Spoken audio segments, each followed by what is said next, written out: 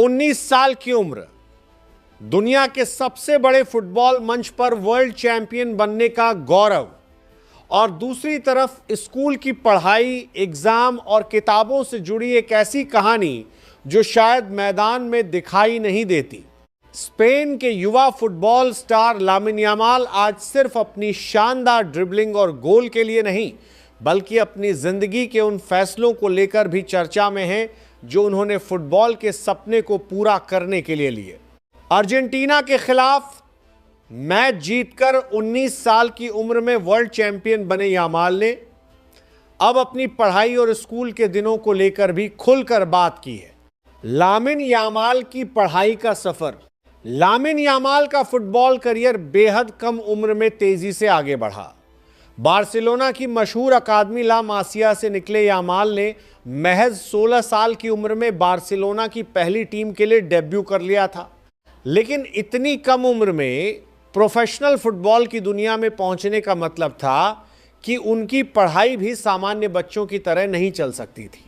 Yamal का बचपन Spain के माताओ शहर के रोकोफोंडा इलाके में बीता। यह कामकाजी वर्ग का इलाका माना जाता है। उन्होंने अपनी शुरुआती पढ़ाई एस्कोला पेरियंटन में की। दिलचस्प बात यह है कि इस स्कूल में संगीत को भी काफ़ी महत्व दिया जाता था। यामाल ने स्कूल के दौरान ट्रोम्बोन बजाना भी सीखा था। लेकिन जैसे जैसे फुटबॉल में उनका करियर तेजी से आगे बढ़ा, पढ़ाई का तरीका भी बदलता गया। उन्होंने अनिवार्य माध्यमिक शिक्षा यानी एसओ की पढ़ाई ला मासिया के एजुकेशन सेंटर के जरिए पूरी की।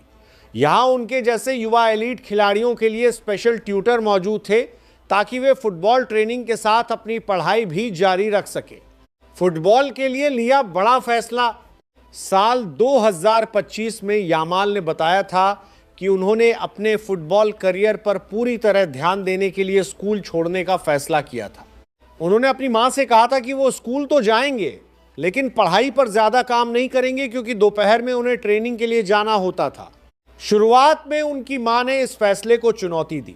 आखिर एक मां अपने बच्चे की पढ़ाई को लेकर चिंता तो करेगी ही, लेकिन यामाल का सपना साफ था, फुटबॉल में दुनिया के सर्वश्रेष्ठ खिलाड़ियों में शामिल होना।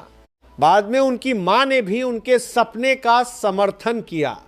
फुटबॉल के बीच पढ़ाई को लेकर यामाल की गंभीरता का अंदाजा इस बात से लगाया जा सकता है कि यूरो 2024 के दौरान भी वह अपने नोट्स साथ लेकर चलते थे ताकि एसओ के एग्जाम पूरे कर सके। यामाल ने यह भी कहा था कि वो आगे चलकर डिग्री हासिल करना पसंद करते, लेकिन उन्हें नहीं लगता कि वो यूनिवर्सिटी की पढ़ाई के लिए बने हैं।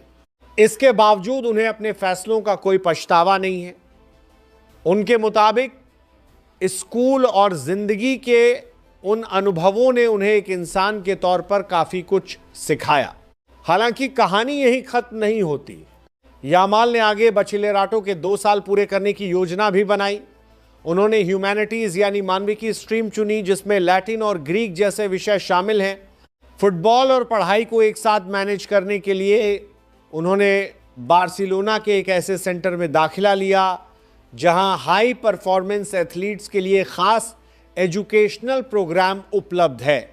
उनकी पढ़ाई का बड़ा हिस्सा ऑनलाइन होता है और उन्हें केवल ज़रूरी मीटिंग्स और अकादमिक इंटरव्यू के लिए सेंटर में व्यक्तिगत रूप से जाना पड़ता है। फुटबॉल की सफलता के साथ यामाल ने अपने परिवार के लिए भी एक बड़ा सपना पूरा किया। उन्होंने अपने माता पिता के लिए घर खरीदे, अपनी मां के लिए मरेस्मे इलाके में और अपने पिता के लिए बार्सिलोना के ऊपरी इलाकों में।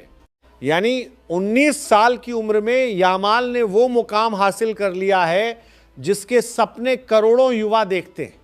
मैदान पर वो वर्ल्ड चैंपियन हैं, लेकिन मैदान के बाहर उनकी कहानी हमें यह भी बताती है कि बड़े सपनों के पीछे सिर्फ टैलेंट नहीं, बल्कि त्याग, परिवार का समर्थन और सही फैसलों की भी बड़ी भूमिका होती है।